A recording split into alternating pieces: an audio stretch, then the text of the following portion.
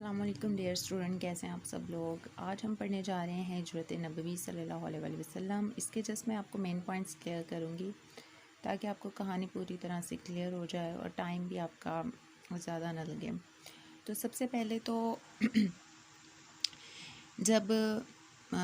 اسلام کی تبلیغ حضور پاک نے کی اور اسلام بہت زیادہ جو ہے وجود میں آ گیا،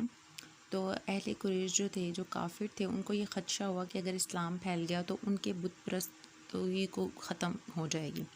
تو انہوں نے ظلم و ستم کرنے شروع کر دیا مسلمانوں کے اوپر۔ تو ان کے ظلم و ستم کے باعث اللہ تعالیٰ کی طرف سے ہجرت کا حکم آ گیا مسلمانوں کے لیے، لیکن حضور پاک کے لیے ابھی ہجرت کا حکم نہیں آیا تھا، تو لہٰذا وہ انتظار کر رہے تھے کہ حضور اللہ کی طرف سے کب ہجرت کا حکم آ جائے۔ نیکسٹ پیرے میں ہے کہ نبوت کا جب 13واں سال شروع ہوا تو جو صحابی تھے وہ مدینہ میں پہنچ گئے، لیکن جو اہل قریش تھے وہ حضور پاک کے خلاف جو ہیں مختلف قسم کے پروپیگنڈے کر رہے تھے۔ کسی نے کہا کہ ان کے ہاتھ پاؤں میں زنجیریں ڈال دی جائیں، کسی نے کہا جلا وطن کر دیا جائے، تو ابو جہل نے کہا کہ نعوذ باللہ ان کو قتل ہی کر دیا جائے، ٹھیک ہے۔ تو لہٰذا انہوں نے قتل کا منصوبہ بنایا اور حضور پاک صلی اللہ علیہ وسلم کے گھر کا محاصرہ کر لیا، یعنی چاروں طرف سے گھیر لیا۔ وہ اندر داخل نہیں ہوئے کیونکہ وہ مکان کے اندر جہاں پہ عورتیں رہتی ہوں وہاں پہ زنانہ مکان میں گھسنا مناسب نہیں سمجھتے تھے، ٹھیک ہے۔ تیسرا پیرا میں ہے کہ رسول اللہ صلی اللہ علیہ وسلم سے بے شک قریش والوں کی دشمنی تھی، لیکن وہ حضور پاک پر اتنا یقین رکھتے تھے کہ یہ انسان بہت ہی امانت دار ہے، تو اپنی امانتیں جو ہیں وہ ان کے پاس رکھواتے تھے، ٹھیک ہے۔ تو پھر حضور پاک صلی اللہ علیہ وسلم نے حضرت علی سے بولا کہ آپ جو ہیں وہ مجھے ہجرت کا حکم آ گیا، تو آپ ان کی امانتیں ان کو دے کر آئیے گا، تو آپ میرے بستر پہ سو جائیں۔ تو لہٰذا حضور پاک جو ہے وہ رات کے ٹائم گھر سے نکل گئے اور حضرت علی جو تھے وہ ان کے بستر پر سو۔ تو اس میں یہ ہے کہ جب حضور پاک رات ہو گئی تو حضور پاک صلی اللہ علیہ وسلم اپنے گھر سے نکلے، اللہ تعالیٰ نے کافروں کی آنکھوں میں نیند ڈال دی، اور جب حضور پاک نکلے تو انہوں نے فرمایا کہ مکہ میں تجھ سے بہت محبت کرتا ہوں، تو مطلب تیرے فرزند مجھے یہاں رہنے نہیں دیتے، ٹھیک ہے۔ اس کے بعد وہ حضرت ابوبکر رضی اللہ عنہ کے ساتھ غار ثور میں چلے گئے، وہاں جا کے چھپ گئے، اور حضرت ابوبکر کے جو بیٹے تھے عبداللہ رضی اللہ عنہ، وہ جو ہیں حضور پاک صلی اللہ علیہ وسلم کو مکہ کے پورے دن کی خبریں دیتے تھے، اس کے علاوہ کھانا پینا پہنچاتے تھے، بکری کا دودھ پہنچاتے تھے، اور حضرت اسماء رضی اللہ عنہ جو کہ حضرت ابوبکر رضی اللہ عنہ کی بیٹی تھی وہ کھانا بنا کر دیتی تھیں، ٹھیک ہے۔ تو اس طرح جو ہے وہ 3 دن انہوں نے وہاں پر گزارے۔ کفار نے جب آپ صلی اللہ علیہ وسلم کے گھر کا محاصرہ کیا تو رات جب ہو گئی تو اللہ تعالیٰ نے کفار کی آنکھوں میں نیند ڈال دی، یعنی کہ وہ سو گئے، اور حضور پاک جو ہے وہ رات کے اندھیرے میں جو ہے جب نکلے تو انہوں نے کہا کہ اپنی زمین سے بات کی، کہا کہ مکہ میں تجھ سے بہت محبت کرتا ہوں، لیکن تیرے فرزند یعنی تیرے یہاں کے رہنے والے مجھے یہاں رہنے نہیں دیتے۔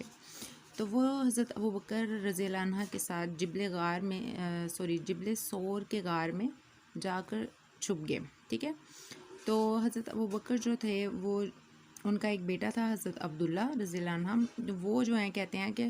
حضور پاک تک ساری جو معلومات ہوتی تھی پورے دن کی کہ مکہ میں کیا ہو رہا ہے وہ پہنچاتا تھا، اور اس کے علاوہ کھانا پینا پہنچاتا تھا۔ حضرت اسماء جو تھیں حضور پاک صلی اللہ علیہ وسلم کی بیٹی، وہ بھی کھانا بنا کے دیتی تھیں، ٹھیک ہے۔ تو اس طرح پہنچ جاتا تھا، اور 3 دن تک انہوں نے بکری کا دودھ پی کر اور اس طرح تھوڑا بہت کھانا کھا کے گزارا کیا۔ اس کے بعد پھر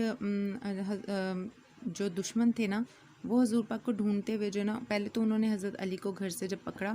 تھوڑی دیر قید میں رکھا اور چھوڑ دیا، پھر وہ حضور پاک کی تلاش میں نکل گئے اور غار ثور کے پاس چلے گئے۔ تو حضرت ابوبکر جو تھے وہ گھبرا گئے، تو حضور پاک نے انہوں نے کہا کہ گھبراؤ نہیں، بے شک اللہ ہمارے ساتھ ہے۔ اس کے بعد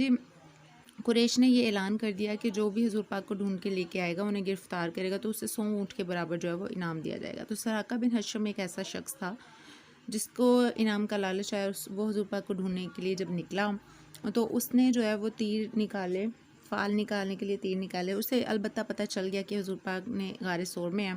تو جب بھی وہ حضور پاک کی طرف بڑھتا تو اس کا گھوڑا جو ہے وہ زمین میں دب جاتا۔ پہلی بار کوشش میں بھی ایسا ہوا، دوسری بار میں تو وہ سمجھ گیا کہ یہ کوئی عام ہستی نہیں ہے، تو اس نے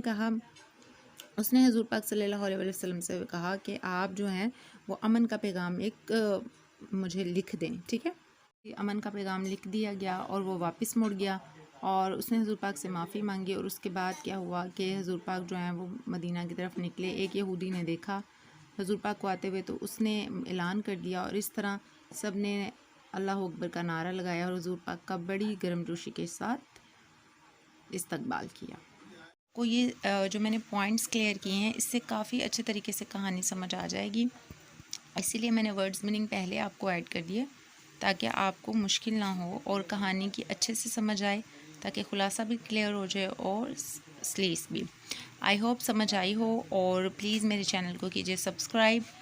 اور زیادہ سے زیادہ اپنے فرینڈس کے ساتھ اس کو شیئر کیجیے۔ مجھے اگلی ویڈیو تک دیجیے اجازت۔ اللہ حافظ۔